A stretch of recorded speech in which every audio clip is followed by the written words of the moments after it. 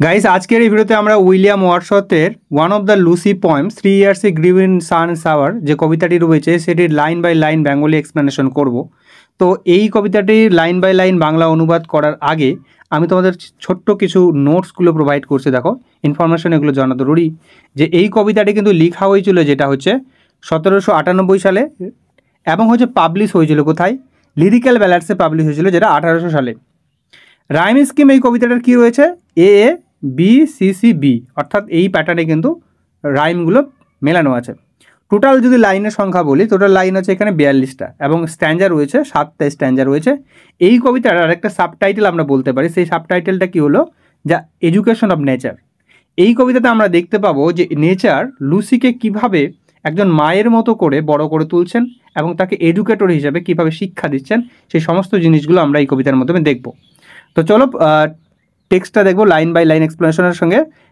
যেটা টেক্সট তোমরা কিন্তু অবশ্যই পাশের টেক্সটটাকে রাখবে এবং আমি যে কালারগুলো দিয়েছি সেই কালার অনুসারে তার ওয়ার্ডের মিনিংগুলো, যেগুলো মানার মিনিংগুলো জরুরি, সেগুলো কিন্তু পাশে লিখে দেওয়া হয়েছে এবং তার সাথে সাথে বাংলা যে অনুবাদ সেটাও কিন্তু আমি তোমাদের লিখে দিয়েছি, তাতে তোমাদের বুঝতে সুবিধা হয়। দেখো কী লেখা আছে কবিতাটির প্রথমে। দেখো, 3 years he grew in sun and shower। এখানে হচ্ছে 3 বছর ধরে সে বড় হয়েছে। এখানে সে বলতে কে? সে বলতে এখানে লুসিকে বোঝানো হয়েছে।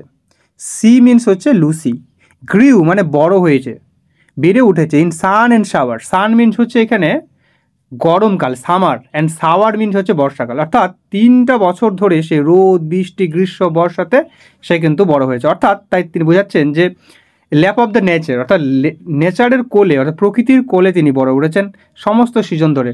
এবং সান অ্যান্ড শাওয়ার মানে এটাও বুঝতে পারি মানে খারাপ পরিস্থিতি এবং ভালো পরিস্থিতি, দুই পরিস্থিতির সে মধ্যে বেড়ে উঠেছে লুসি। কিন্তু তাহলে এই প্রকৃতির কোলে কিন্তু বড় উঠেছে। এই কথা হচ্ছে কত বছর ধরে? 3টা বছর ধরে সে বড় হয়েছে। এই কবিতাটিতে দেখো প্রথম স্ট্যান্জা থেকে একদম 6 নম্বর স্ট্যান্জা পর্যন্ত প্রত্যেকটা কথাগুলোই কিন্তু এখানে নেচার কিন্তু বলছে। সেই নেচার কিন্তু কিভাবে লুসিকে এডুকেট করতে চায় সেই কথাটাই এখানে বলেছে। দ্বিতীয় লাইনে দেখো কি বলছে, the nature said, the nature সেই, তারপর প্রকৃতি বলল আ লাভলিয়ার ফ্লাওয়ার, একটা সুন্দর ফুল। অর্থাৎ লুসিকে এখানে কিন্তু ফুলের সঙ্গে তুলনা করা হয়েছে, যে ফুল কিন্তু এক সুন্দর যেমন জিনিস, সেই রকম লুসিকেও এখানে সুন্দর হিসেবে তুলনা করেছে। প্রত্যেকটা যে আরেকটা আগের যে লুসি পয়েন্টগুলো দেখলাম সেখানেও কিন্তু লুসিকে একটা ফুলের সঙ্গে তুলনা করা হয়েছে। তো কি বলছে? দেন নেচার সেই, প্রকৃতি বলল আ লাভলিয়ার ফ্লাওয়ার, একটা সুন্দর ফুল অন আর্থ, এই পৃথিবীতে ওয়াজ নেভার শোন। শোন মিনস হচ্ছে বর্ন, অর্থাৎ জন্মানো বা বোনা হয়নি। অর্থাৎ বলছে এখানে লুসি একটা সুন্দর ফুল, এর আগে এত সুন্দর ফুল কখনোই পৃথিবীতে জন্মায়নি। This child I to myself will take, এখানে একটু সাজিয়ে নেই, তাহলে হবে কি হবে? এইভাবে বলতে পারো যে আই মাই সেলফ, তোমরা এইভাবে সাজিয়ে নাও যে I myself will take to this child, এইভাবে সাজিয়ে নিতে হবে। I myself will take to this child. তার অর্থাৎ কী বলছে এখানে? দিস চাইল্ড বলতে কিন্তু এখানে লুসিকে বোঝানো হয়েছে। অর্থাৎ প্রকৃতি বলছে যে এই মেয়েকে, অর্থাৎ এই লুসিকে আমি আমার মতো করে তৈরি করব। আই উইল টেক, কী করব? আমার মতো করে করবে। সি শ্যাল বি মাইন, সে আমার হবে, সে আমার নিজের সন্তান হবে। নিজের সন্তান যেভাবে মানুষ করে, আমি নিজের সন্তানের মতো নিজেকে, নিজের মেয়ের মতো তাকে বড় করব। And I will make a lady of my own, এবং আমি তাকে তৈরি করব আ লেডি অফ মাই ওন, একটা লেডিতে, আমার মনের মতো করে, আমার নিজের মেয়ের মতো তাকে একটা মেয়েতে পরিণত করব। দেখো কি বলছে এখানে এই কবিতাটা, দেখো বাংলা মিনিংগুলো দেখো।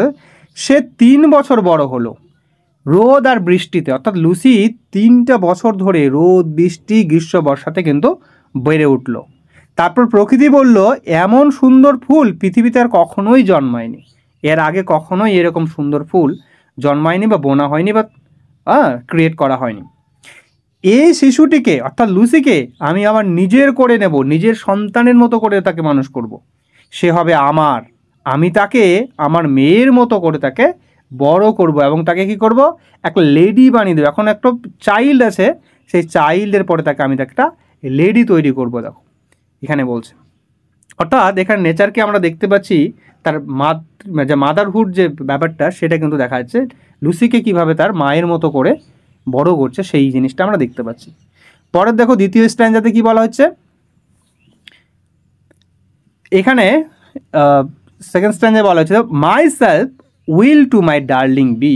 এটাকে একটু ভালো করে গুছিয়ে নাও। এখানে তুমি যদি আই দাও, আই মাইসেলফ, হ্যাঁ আই মাইসেলফ, ঠিক আছে, will to my darling be both law and impulse. এটাকে সাজিয়ে নাও, আই মাইসেলফ, হ্যাঁ উইল, হ্যাঁ বোথ লো ইম্পালস হবে। তাহলে আমি কী করতে দেখো ভালো করে বোঝো, আমি আমার প্রিয়, প্রিয় বলতে এখানে ডার্লিং বলছে, এখানে প্রিয়, ডার্লিং মানে প্রিয়, প্রিয় এখানে কাকে বলছে, লুসিকে বোঝানো হয়েছে।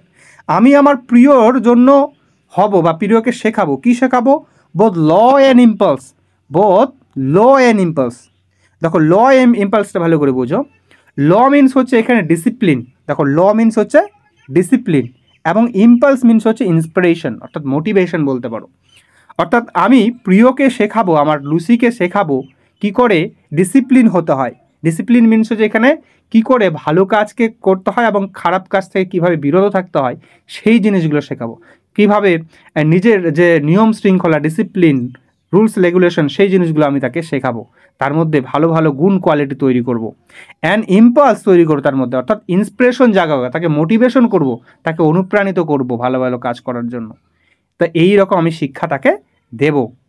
অ্যান্ড উইথ মি, এবং আমার সাথে সে কী করবে, দ্য গার্ল, অর্থাৎ গার্ল মানে এখানে মেয়েটির কথা বলছে, লুসির কথা বলছে, in rock and plain, in earth and heaven, in glade and bower, shall feel and overseeing power to kindle and restrain. ভালো করে বুঝো জিনিসটা কী বলছে। অ্যান্ড উইথ মি, আমার সাথে থাকবে, দ্য গার্ল, এই মেয়েটি কোথায়, রক অ্যান্ড প্লেইন, অর্থাৎ রক মিন হচ্ছে পাহাড় পর্বতে, এবং প্লেইন মানে সমভূমিতে।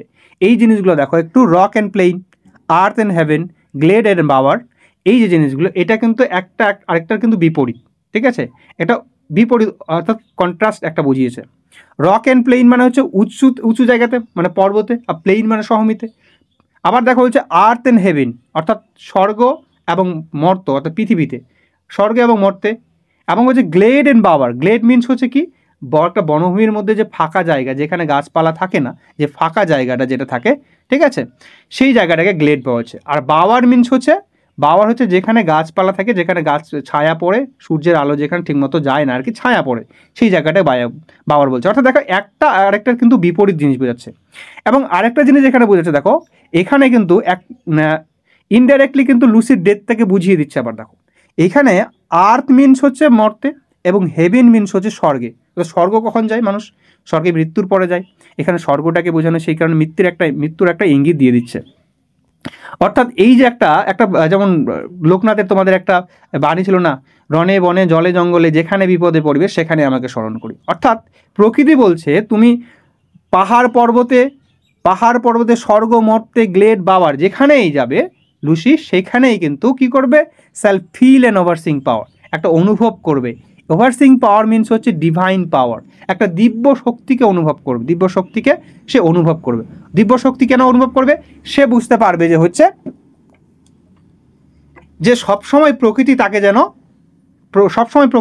ঘিরে রয়েছে, প্রকৃতি তাকে যেন শেখাচ্ছে, প্রকৃতি তাকে যেন রক্ষা করছে, এই রকম তাকে তার একটা ফিল হবে যে কোথায়, সবটা জায়গাতে। এখানে এই যে কন্ট্রাস্টগুলো ব্যবহার করার মেন হচ্ছে সর্বত্র, সব জায়গায়, সবটা সময়ই তাকে কিন্তু নেচার তাকে আগলে রাখবে। তার মধ্যে এই মাদারহুডটা কিন্তু দেখাচ্ছে আমাদের।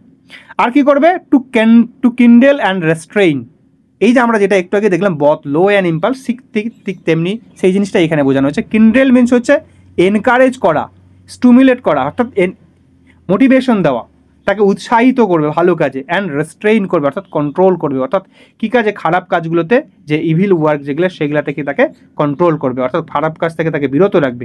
এসব জিনিস তাকে শেখাবে লুসিকে। কে শেখাবে, নেচার নিজে শেখাবে। তা নেচার যখন, প্রকৃতি যখন সব শেখার দায়িত্বটা যখন হচ্ছে লুসিকে নিচ্ছে, তাহলে ভাবো লুসি কীরকম কিন্তু পারফেক্টভাবে তৈরি হবে। কিন্তু তবুও কিন্তু দেখা যাচ্ছে যে লুসি কিন্তু একটা সময় কী হচ্ছে, শেষের দিকে গিয়ে মারা যাচ্ছে। এখানে কি বলছে দেখো, কবিতাটা যদি আমরা বাংলা মিনিংটা দেখি, দেখো এই বাংলা মিনিংটা আমি নিজের মতো করেছি, যদিও কবিতার বাংলা মিনিং যদি আমরা করতে যাই সেটা কিন্তু সঠিকভাবে আসবে না, তবুও দেখো চেষ্টা করেছি তোমাদের যাতে সহজে ইজিলি বুঝতে পারো। কি বলছে, আমি আমার প্রিয়কে শেখাবো, কি শেখাবো, নিয়ম শৃঙ্খলা এবং অনুপ্রেরণা শেখাবো, ঠিক আছে, এবং প্রেরণা শেখাবো। আমার সাথে সে থাকবে কি, এই মেয়ে, আমার সাথে এই মেয়ে পাহাড়, সমতলে, পৃথিবী, স্বর্গে, বনের ফাঁকা স্থান এবং বাগানের ছায়ায় অনুভব করবে এক দিব্য শক্তিকে, যা তাকে অনুপ্রাণিত করবে এবং তাকে কি করবে, নিয়ন্ত্রণ করবে, কন্ট্রোল করবে, এই যে মিনিংগুলো। নেক্সট দেখো থার্ড স্ট্যান্ডাটায় আমরা যাব। থার্ড স্ট্যান্ডাতে কি বলছে দেখো, আজকে থার্ড স্ট্যান্ডা পড়বে, নেক্সট পার্টে তোমাদের আমি বাকি চারটে স্ট্যান্ডা করে দেবো, অনেকটা বড় ভিডিও হয়ে যাবে না হলে। দেখো সি শ্যাল বি স্পোর্টিভ, এখানে সি বলতে এখানে কিন্তু লুসিকে বোঝানো হয়েছে। She shall be sportive, sportive means হচ্ছে প্লেফুল, চিয়ারফুল হবে, ঠিক আছে। কে কি হবে, চিয়ারফুল হবে, প্লেফুল হবে, as the fawn. Fawn means হচ্ছে লিটিল ডিয়ার, যে ইয়াং ডিয়ার যে হয়, হরিণের যে শাবক বাচ্চা হয় সেই শাবকের কথা বলছে। সে লুসি কিন্তু কি হবে, সেই একটা হরিণ ছানা যেমন খুব লাফিয়ে বেড়ায় দেখবে, সেই রকম চঞ্চল হবে, সেই রকম একটা ফুর্তিলা হবে, সেই রকম একটা স্ফূর্ত হবে, আনন্দিত হবে, এই রকম একটা লাফিয়ে লাফিয়ে বেড়াবে, এই রকম ধরনের চঞ্চল হবে। That while with গ্লি across the lawn, দিয়ে কী করবে, ওয়াইল যে উন্মাদ হবে, বেরিয়ে বেড়াবে, উইথ গ্লি আনন্দে ঘুরে বেড়াবে, অ্যাক্রস দ্য লন তৃণভূমির মাঝে, কিসে, গ্লি মিনস হচ্ছে আনন্দে, আনন্দে সে মাতোয়ারা হয়ে সেই তৃণভূমির মধ্যে দৌড়াদৌড়ি ছুটে ছুটে ছুটে বেড়ায়, যেইভাবে হরিণের একটা শাবক যেভাবে ছুটে বেড়ায়, ঠিক তেমনি এই লুসিও কিন্তু সেই রকম খেলে ধুলে একদম আনন্দে বেড়াবে। কিন্তু কোথায়, আর কোথায় বেড়াবে, or up the mountain spring, অথবা পর্বতের সেই যে অর্থাৎ স্প্রিং যেভাবে চঞ্চলভাবে ছুটে বেড়ায়, সেই স্প্রিংয়ের মতো বেড়াবে, ঠিক আছে, পর্বতে এরকম সেরকম বেড়াবে। And her shall be breathing বাম, ভালো করে বুঝো জিনিসটা, হার শ্যাল বি ব্রিদিং বাম, এবং কি হবে, এবং হচ্ছে দেখো প্রকৃতির যে সুগন্ধি বাতাসগুলো, দেখো প্রকৃতির সুগন্ধি বাতাসে তার শ্বাস প্রশ্বাস যেন উপশম হিসাবে কাজ করে। বাতাস, যে এই যে সুগন্ধি বাতাসটা যখন সে নেবে প্রকৃতির মধ্যে, বলছে এই প্রকৃতির সুগন্ধি বাতাস যখন তার মধ্যে যখন কোনো যদি ক্ষতবিক্ষত, তার মধ্যে কোনো যদি ব্যথা উপশম থাকে, তাহলে সেগুলোকে কি করবে, হিল করে দেবে, সেগুলোকে সুস্থ করে তুলবে এই যে প্রকৃতির বাতাস। সেটা বলছে heart shall be the breathing বাম, সে ব্রিদিং বাম হবে কি, সেই প্রকৃতির যে ফ্রেশ এয়ার সেইটা হবে।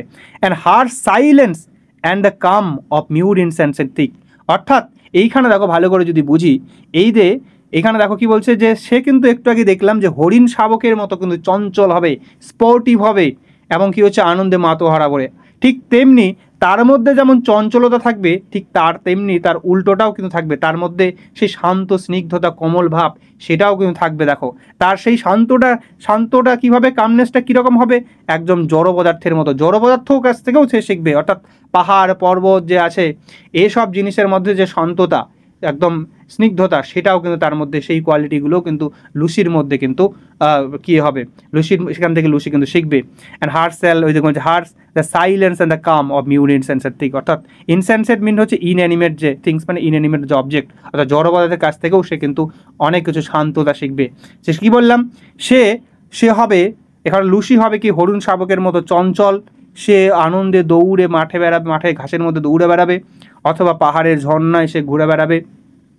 তারপর কি বলছে, প্রকৃতির সুগন্ধি বাতাস, বিশুদ্ধ বাতাসে তার শ্বাস প্রশ্বাস যেন উপশম কাজ করবে, অর্থাৎ বিশুদ্ধ বাতাসগুলো তার উপশম হিসেবে কাজ করবে, তাকে হিলিং পাওয়ার দেবে।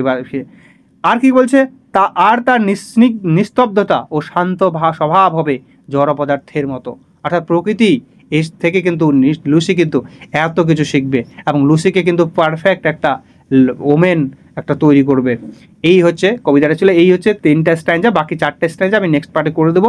তোমাদের যদি ভিডিওটা এইভাবে যদি বাংলা মিনিংগুলো দেওয়াতে ভালো লাগে, যদি তোমাদের হেল্প হয়, তাহলে অবশ্যই ভিডিওতে লাইক করে দেবে, আর বন্ধুদের মাঝে অবশ্যই শেয়ার করে দেবে।